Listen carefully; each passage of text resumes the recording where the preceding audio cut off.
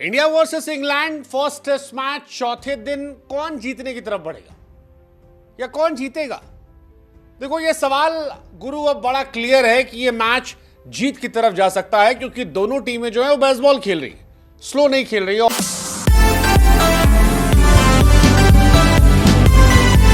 India versus England first test match चौथे दिन कौन जीतने की तरफ बढ़ेगा या कौन जीतेगा?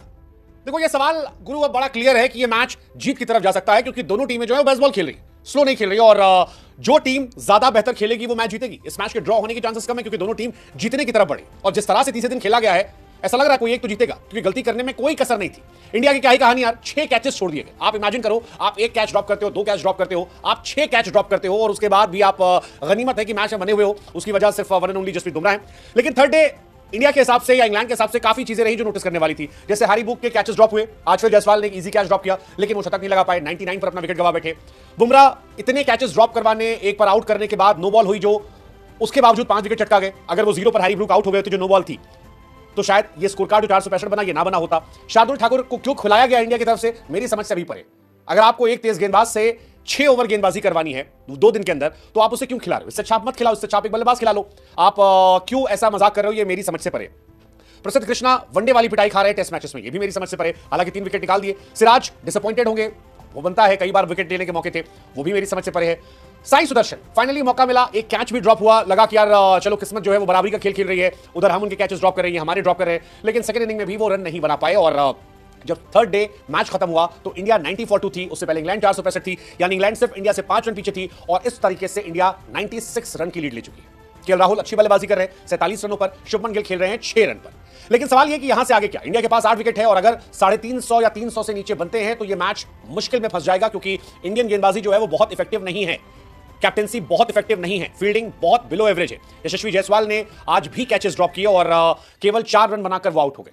साई सुदर्शन को बेन स्टोक्स एक बार फिर ले गए, तो ये परेशानियों का सबब है। हालांकि अच्छी बात है कि राहुल टिके हुए हैं, राहुल के साथ आपके पास एक बड़ा प्लेयर है Shubman Gill, you have Rishabh Pant, you have Ravindra Jadeja, you have Karun Nair. But कितने इफेक्टिव होंगे फोर्थ डे? क्या इंग्लैंड की गेंदबाजी धारदार होगी या इंडिया की बल्लेबाजी असरदार होगी या इंडिया बेअसर होगी? ये देखने वाली बात होगी। ये बड़ा इंपॉर्टेंट मैच है। मुझे लग रहा है कि इंडिया फोर्थ डे खेलेगी, शायद शाम तक खेले, 3 सेशन तो खेल सकते हैं इंडिया। और अगर इंडिया फोर्थ डे 250-300 बना लेती है तो फिर लगभग 400 रनों की लीड हो जाएगी जो शायद फोर्थ इनिंग के हिसाब से बेहतरीन हो सकती है। होगी नहीं होगी पता नहीं, क्योंकि ये पिच जो है ये कुछ क्लैरिटी नहीं दे रही है। अगर इंडिया फील्डिंग बेहतर करेगी तो शायद मैच जीत सकते हैं, बट अगर इंग्लैंड ने गेंदबाजी अच्छी कर दी तो मामला गड़बड़ हो जाएगा। खैर ये तो अगर मगर की बातें हैं, लेकिन जो हुआ वो ये था कि हैरी ब्रूक का दिल टूटा होगा। 99 पर आउट हुए, 11 चौके 2 छक्के मारे थे, एक और शतक लगा सकते थे। हालांकि उनके लिए मुझे पर्सनली बुरा नहीं लग रहा क्योंकि हैरी ब्रूक 0 पर आउट हुए थे, नो बॉल थी। हैरी ब्रूक का कैच 46 रन पर ड्रॉप हुआ था। अगेन मुझे लगा कि यार उस ड्रॉप कैच में उनको आउट चाहिए था। फिर हैरी ब्रूक का कैच 86 रन पर ड्रॉप हुआ जायसवाल की तरफ से।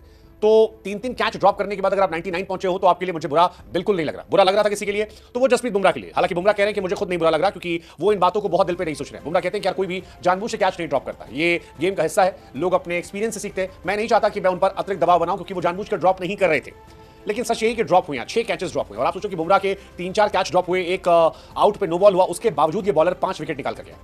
प्रसिद्ध कृष्णा इस दिन इफेक्टिव तो थे लेकिन यार पिटाई बहुत हुई है। ये बॉलर T20 में नहीं पिटता है लेकिन टेस्ट फॉर्मेट में ओडीआई वाली पिटाई यार, 20 ओवर में 128 रन, 120 गेंद फिक्सर 28 रन। आई थिंक ये बहुत थोड़ा सोचने वाली बात है। सिराज गेंदबाजी बेहतर थी लेकिन अनफॉर्चुनेट थे। शार्दुल ठाकुर को खिलाया क्यों गया मेरी समझ से परे है और जडेजा विकेट नहीं मिले उन्हें, ये कहानी उनकी भी रही।